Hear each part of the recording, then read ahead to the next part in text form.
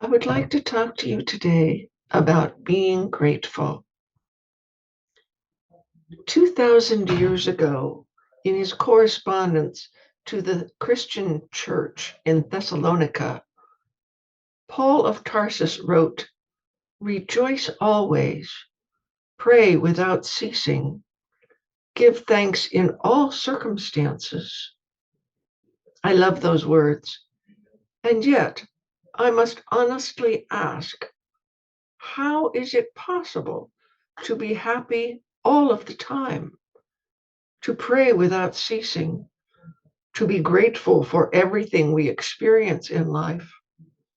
Perhaps this is just a suggestion, uh, an ideal, something to strive for, but not really attainable. And yet, Paul wrote these words, and he wrote them from a prison cell, and they are important. And also, they are important for how they are strung together. There is a relatively new branch of psychology called positive psychology, which was established in 1998. Its research suggests that Paul's stringing together these three elements, happiness, prayer, and gratitude, contain the secret to a happier life. Their studies show a very real connection between gratitude and being happy.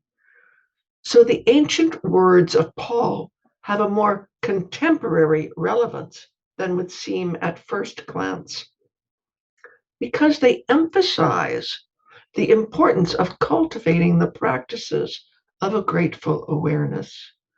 Rejoice always, pray without ceasing, give thanks in all circumstances. For many years, spiritual and psychological teachers have understood the benefits of a grateful life. These beliefs are now supported by the results of studies that investigated the effects of gratitude. In one study, participants were divided into three groups with instructions to keep a daily journal. One group recorded daily events. Another group recorded daily problems. The third group recorded only what they were grateful for that day. The data showed that the individuals in the gratitude journaling group felt better about their lives as a whole and more hopeful about the future than the members of either of the other two groups. No real surprise there, but scientists do like their empirical evidence. I believe in the benefits of journaling, especially when it comes to gratitude. For journaling is a powerful tool for human and spiritual growth. And when we keep a specific kind of journal, we begin to look for those things that we are striving to record. So when we keep a gratitude journal, we are looking for gratitudes. We're not looking for problems, only blessings. As a spiritual director, I have had people say to me when I suggested a gratitude journal, "I have nothing to be thankful for." And my response is always the same. Find something, write down something each day that you are grateful for, even if it is hot running water and indoor plumbing. For this practice can turn life around. Another benefit of a gratitude journal is that we begin to be more aware of the good things that others do for us, as well as a readiness to express our feelings of gratitude. So not only do I notice the good, I also speak it. It is important to understand that some people are more prone to a grateful disposition than others. Whether this is from nature or nurture, we are not sure. Each of us, though, has a natural gratitude set point, and it is possible to change that set point. For when we strive to search out more gratitudes in our life, we will find them. Here are 3 things to consider when we look at our level of gratefulness. The intensity. How intensely do we experience moments of gratitude? This is important because we deepen this gratitude experience by savoring those people and things for which we are grateful. Savoring increases intensity. The second thing is taking things for granted. We all tend to take for granted certain events and people because they are so much a part of our ordinary life.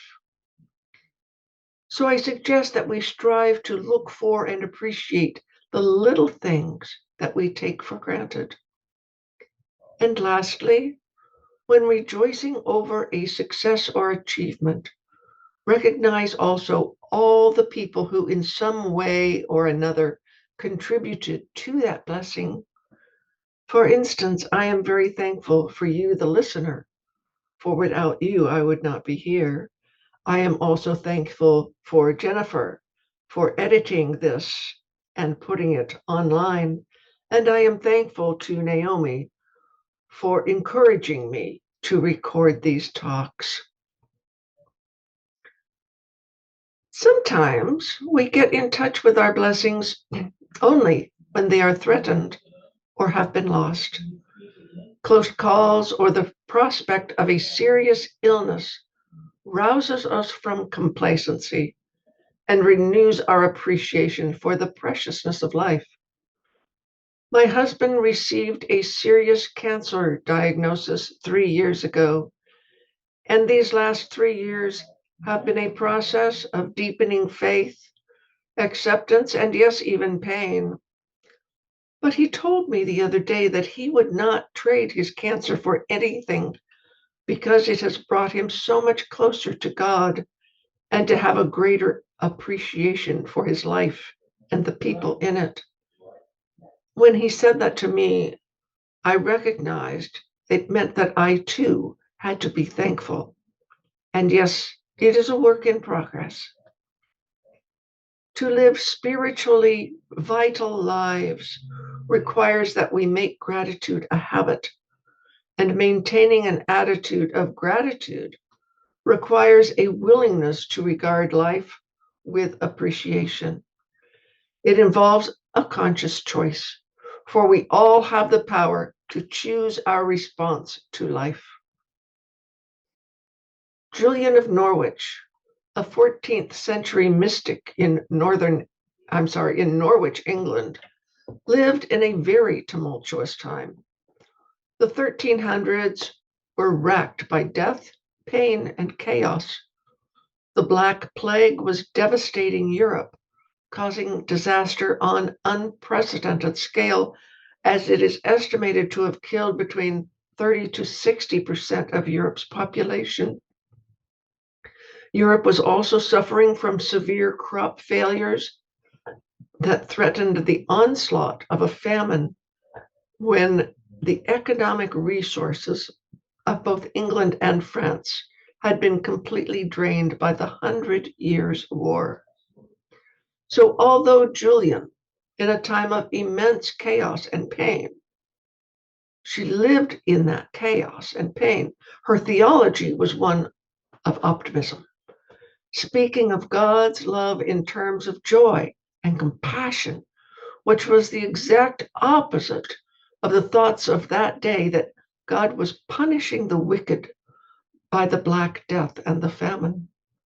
She had a much more compassionate outlook and believed that suffering was not a punishment that God inflicted.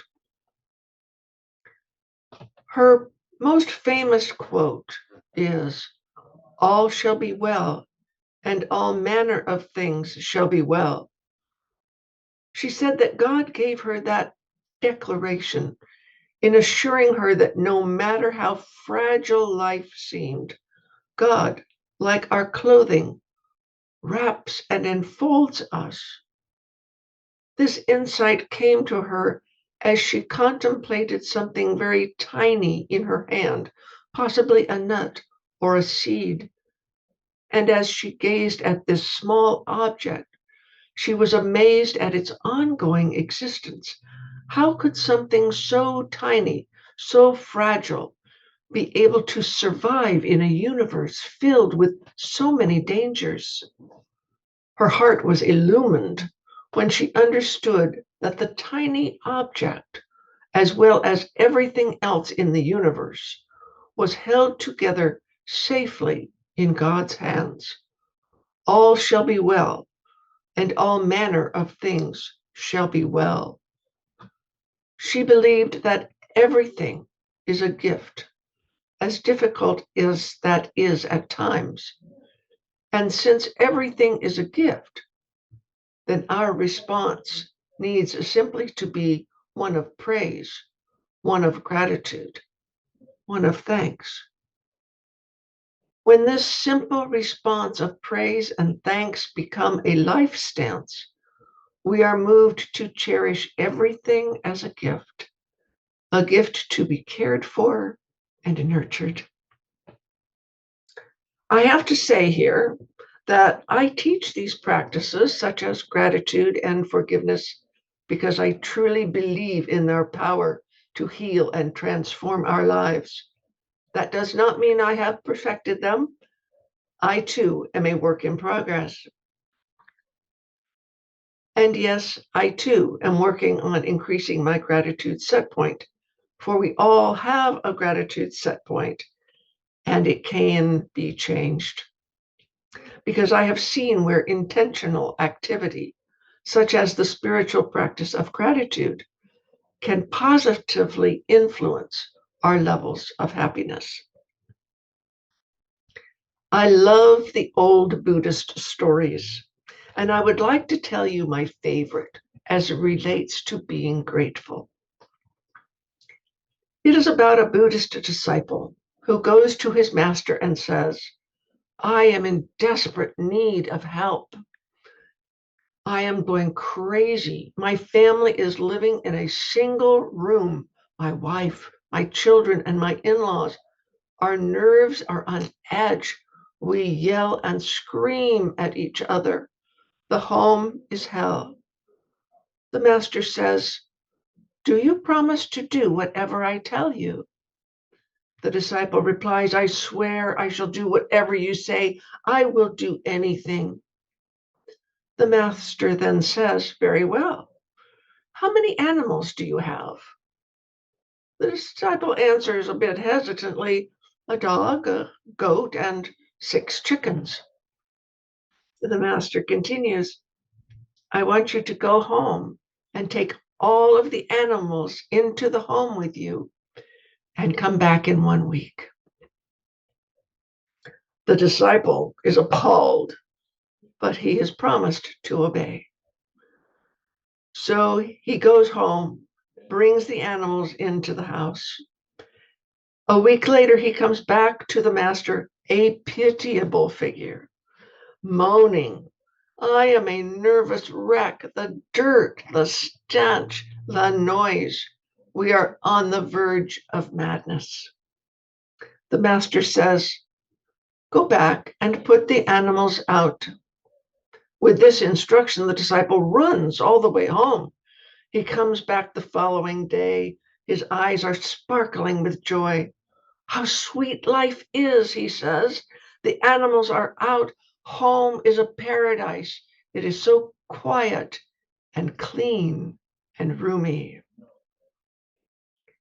Simply put, gratitude is a change of perception. When we dwell on how life does not unfold according to our expectations, resentments can build. On the other hand, when we accept that life is a mystery to be entered, we can be grateful for the gift of our lives, even when we cannot make sense of all that happens around us. We begin this change one little step at a time.